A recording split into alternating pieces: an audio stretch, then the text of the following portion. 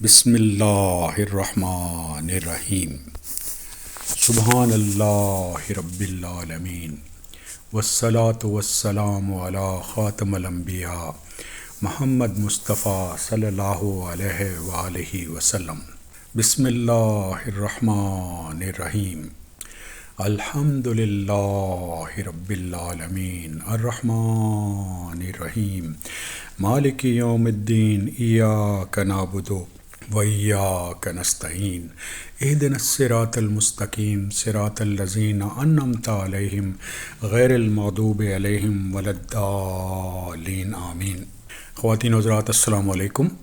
ہم سورہ البقرہ کا مطالعہ کر رہے ہیں اور آج ہم انشاءاللہ 190 سے لے کر اور 200 آیات تک سورہ بقرہ کی آیات کا مطالعہ کریں گے۔ سورہ البقرہ 190 آیت میں اللہ تعالیٰ کا ارشاد ہے، لڑو اللہ کی راہ میں ان سے جو تم سے لڑتے ہیں اور زیادتی نہ کرو۔ اللہ تعالیٰ زیادتی کرنے والوں کو پسند نہیں فرماتے۔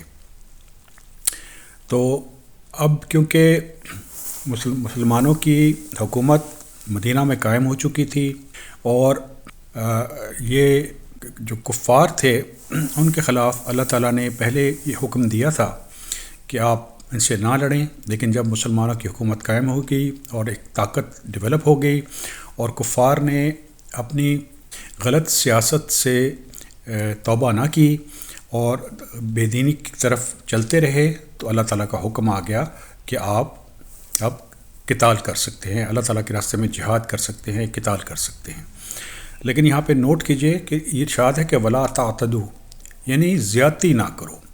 اور اللہ تعالیٰ ان لوگوں سے کو پسند نہیں فرماتے جن کو جو زیادتی کرتے ہیں۔ تو جب مسلمز اللہ کی راہ میں نکلیں گے اور قتال کریں گے تو زمین میں فساد ان کو پھیلانے کی اجازت نہیں ہے۔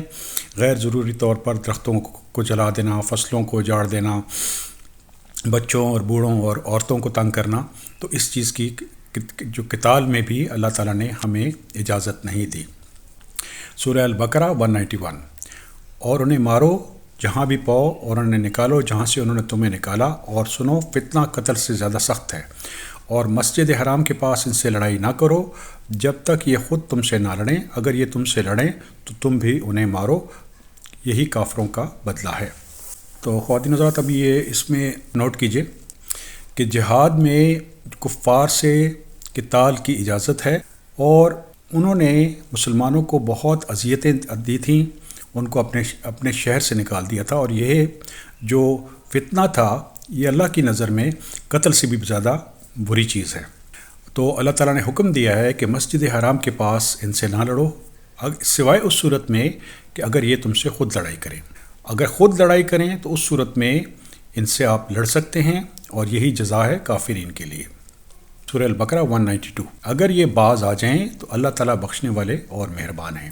اب یہاں بھی نوٹ کیجئے کہ جب کفار جنگ سے باز آ جائیں تو اس صورت میں اللہ تعالیٰ کا حکم ہے کہ ہمیں بھی قتال سے رک جانا چاہیے، کیونکہ اللہ تعالیٰ جو ہیں اپنے مخلوق کے اوپر بہت رحم کرنے والے، بہت مہربان ہیں۔ سورہ البقرہ 193۔ ان سے لڑو جب تک کہ فتنہ نہ مٹ جائے اور اللہ تعالیٰ کا دین غالب نہ آ جائے، اگر یہ رک جائیں تو تم بھی رک جاؤ، زیادتی تو صرف ظالموں پر ہی ہے۔ تو یہاں پہ بھی اللہ تعالیٰ کا یہ ارشاد ہے کہ فتنہ ختم کرنے کے لیے قتال کرنا چاہیے، جہاد کرنا چاہیے، یہاں تک کہ عرب کے سارے علاقے میں دین جو تھا وہ اللہ رب العالمین کے لیے ہو جائے۔ لیکن اگر وہ قتال سے رک جائیں تو جو ظلم کرنے والے ہیں ان کے خلاف ہی قتال ہوگا۔ سورہ البقرہ 194۔ حرمت والے مہینے حرمت والے مہینوں کے بدلے میں ہیں، اور حرمتیں عدل بدلی کی ہیں۔ تم پر زیادتی کرنے تم بھی اسی کی مثال سے زیادتی کرو جو تم پر کی گئی ہے، اور اللہ تعالیٰ سے ڈرتے رہا کرو، اور جان رکھو کہ اللہ تعالیٰ ہر پرہیزگاروں کے ساتھ ہیں۔ تو اللہ تعالیٰ نے کچھ مہینے جو تھے ان کو حرمت دی تھی، جس میں سے محرم، ذی القعدہ، ذی الحج اور رجب کے مہینے، اس میں قتال کی اجازت نہیں تھی تاکہ لوگ آسانی سے حج اور عمرہ ادا کر سکیں۔ تو اللہ تعالیٰ کا ارشاد ہے کہ اگر وہ آپ کے ساتھ زیادتی کریں، لڑائی جھگڑا کریں، تو اسی کی مثال آپ نے ان کے ساتھ جہاد کرنا ہے، قتال کرنا ہے، اور اللہ تعالیٰ کا تقوی اختیار کرنا ہے۔ اور یہ یاد رکھیے کہ اللہ تعالیٰ متقین کے ساتھ ہے۔ بنیادی طور پر رب العالمین کی خواہش یہ ہے کہ زمین میں فساد نہ پھیلے، اور اس کے لیے ہمیں قتال اور جہاد کی تلقین کی گئی ہے۔ اور اللہ تعالیٰ نے فرمایا ہے کہ جو آدمی بھی اللہ کی راہ میں قتال کرے گا تو اس کو علم رکھنا چاہیے کہ اللہ تعالیٰ متقین کے ساتھ ہیں۔ اللہ تعالیٰ کی مدد اور نصرت متقین کے ساتھ شامل حال ہوتی ہے جب سچے دل سے اللہ تعالیٰ کے راستے میں جہاد کیا جائے۔ سورہ البقرہ 195۔ اللہ تعالیٰ کی راہ میں خرچ کرو اور اپنے ہاتھوں سے ہلاکت میں نہ پڑو، اور سلوک و احسان کرو، اللہ تعالیٰ احسان کرنے والے کو دوست رکھتے ہیں۔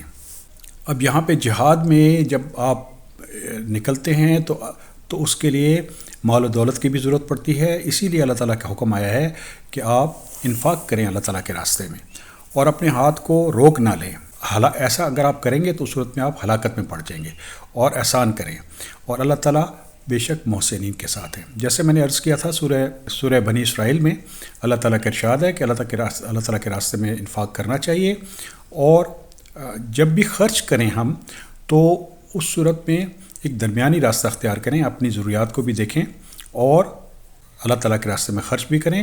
ایسا نہیں ہونا چاہیے کہ ہمارا ہاتھ بالکل ہماری گردن کے ساتھ بندھ جائے اور کچھ بھی باہر نہ نکلے، اور ایسا بھی نہیں ہونا چاہیے کہ آپ سارا مال دے دیں اور بعد میں اپنے آپ کو مذمت کریں۔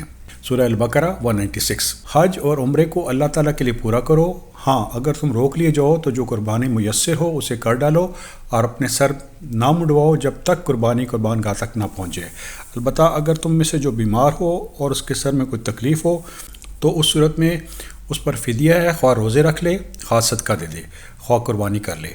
بس جب تم امن کی حالت میں آ جاؤ تو جو شخص عمرے کے لیے سے لے کر حج تک تمتع کرے، بس جو قربانی میسر ہو اسے کر ڈالے۔ جسے طاقت ہی نہ ہو تو وہ 3 روزے حج کے دوران رکھ لے اور 7 روزے واپسی پہ رکھ لے، یہ پورے 10 دن ہو گئے۔ یہ حکم ان لوگوں کے لیے ہے جو مسجد حرام کے رہنے والے نہ ہوں۔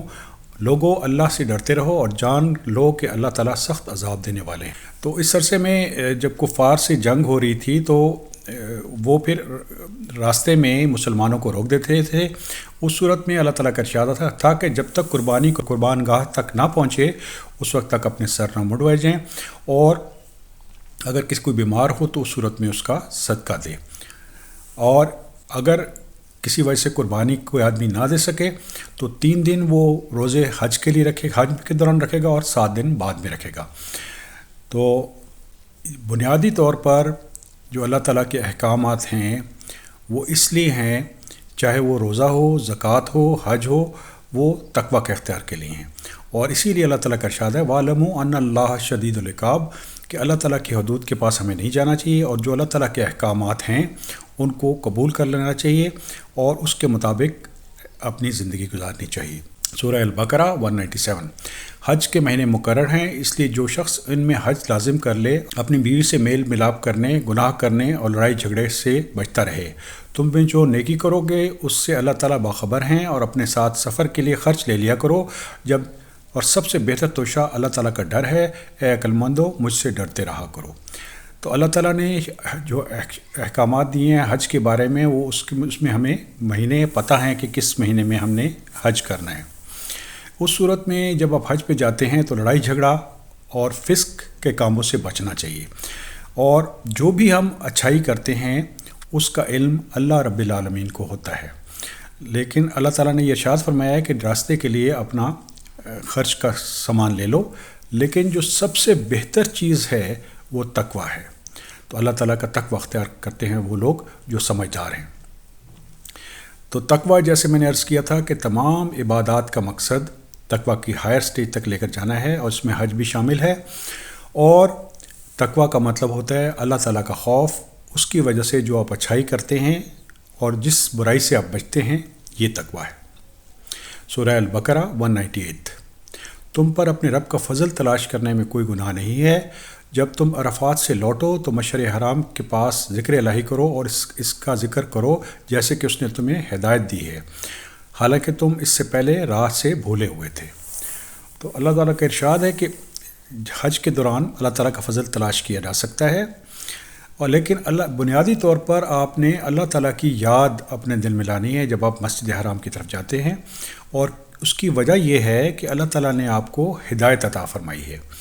اس ہدایت کے شکر میں آپ اللہ تعالیٰ کا ذکر کرتے ہیں، اور اس سے پہلے یقیناً ہم جو مسلمان تھے، جو متقین تھے، وہ راستے پہ نہیں تھے، لیکن جب اللہ تعالیٰ نے ان کو ہدایت دے دی تو وہ سیدھے راستے پہ آ گئے، اور اسی کا شکر یہ ہے کہ اللہ تعالیٰ کا ذکر کیا جائے۔ سورہ البقرہ 199۔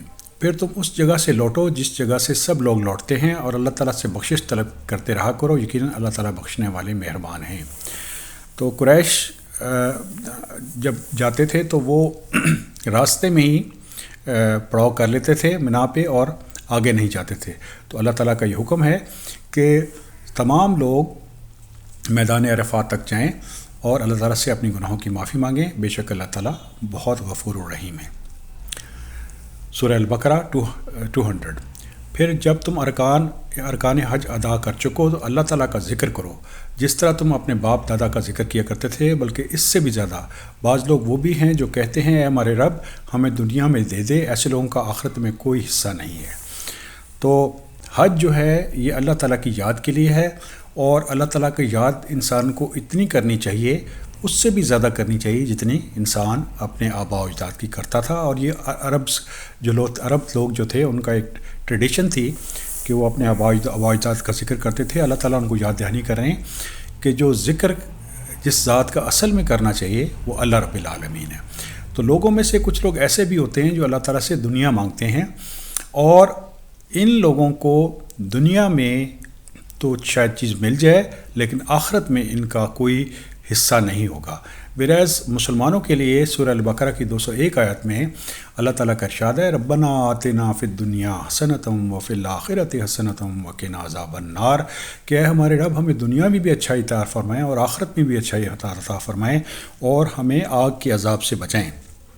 یہ نبی کریم صلی اللہ علیہ وآلہ وسلم کی فیوریٹ دعا تھی، اور اسی دعا کو ہمیں بھی اپنانا چاہیے تاکہ ہماری دنیا اور ہماری آخرت بہترین ہو جائے اور ہمیں اللہ رب العالمین آگ کے عذاب سے بچا دیں۔ آمین۔ الحمدللہ رب العالمین۔